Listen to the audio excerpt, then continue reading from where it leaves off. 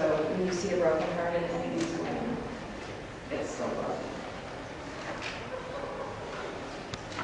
Thank you, Mr. Chairman and members of the committee, for allowing me to share a small window into my soul. I'm a Christian, accomplished woman, a wife, a daughter, a sister, an aunt, a granddaughter, a friend. I'm a great mother. My 25-year-old daughter will speak to that. I am also a grandmother, and I've had 2 abortions. In our society, we speak about the right to choose, but we don't speak about what happens when you choose abortion. At this moment, can you look at me knowing I had 2 abortions and not think, oh my, she killed 2 of her babies?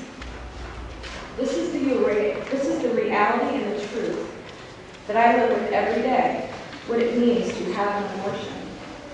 Why doesn't a woman have an abortion, then talk about it like she had surgery?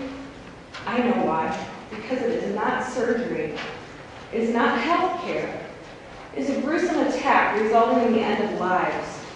We carry a deadly silence for a reason. A silence and a truth that kills the deepest depths of her soul. My soul. I did not just abort my babies. I killed my babies. And I stopped their heartbeats. Why? Because I was not told nor shown the truth. I wanted a way out, but I was never told the truth. I too believed the lies. I believed that the nightmare of a crisis pregnancy would just go away. I believed my friend's advice that abortion was the solution. I believed the clinicians' claim of abortion as birth control. I believed that since it was legal, it was okay. Nobody was there to tell me the truth. Truth is, abortion is hurting women, like it has hurt me in the most painful ways. Nobody was there to protect me. The effects of abortion are deep, far-reaching, and never-ending. You see, my nightmare did not end when I aborted my child. This is when my nightmare began.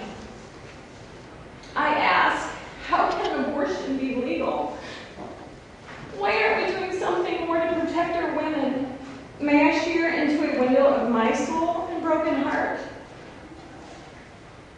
I wanted to die and believe I don't deserve to live as I had taken a life. I wish I would have heard a heartbeat. I felt the pain of a brother yelling in my face that I'm going to burn in hell for having an abortion. He did not realize that I was already in hell. I didn't hear a heartbeat. I had felt the fear of losing the man I love. As I told him I had an abortion, but I'm not a bad person. Please love me. I see children playing and instantly feel the loss and pain, wishing I could see my 2 children grow up and share life with them. I had felt the self-hatred as I sat in judgment of a man who molested a little girl and had to realize, but I killed mine. If only I had heard a heartbeat. I walk around in this society free, yet captive to my own prison walls of shame, guilt, despair, and ongoing misery. Seeing the pain in my 13-year-old daughter's eyes as she looked into mine with tears running down her face, asking me, Mommy, how did I know you did not want to kill me? And knowing she will never meet her brother or sister.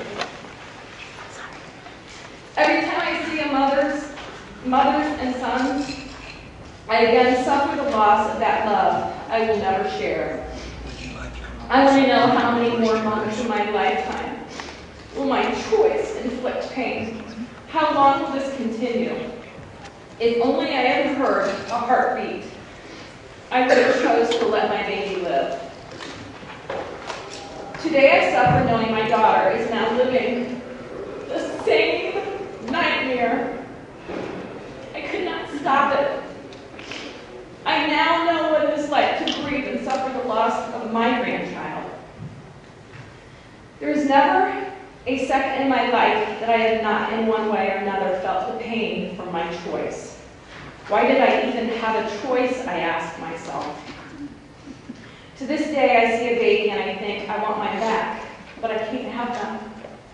That is a mother's undying love speaking out in my heart. Why wasn't I protected against making such a terrible decision for my life? In the middle of a crisis, would you hand a suicidal person a loaded gun?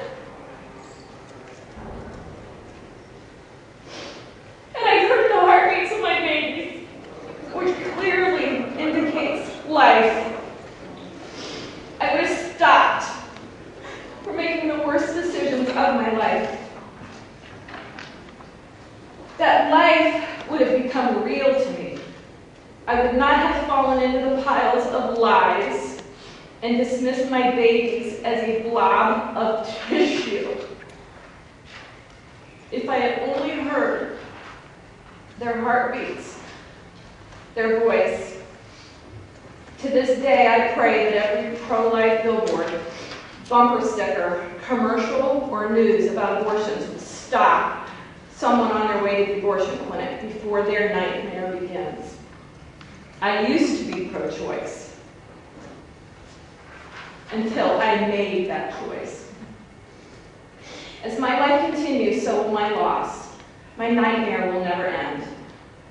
But as time passes, the wounds begin to heal, and I recognized my deserving of forgiveness, but forgiving yourself is the hardest part.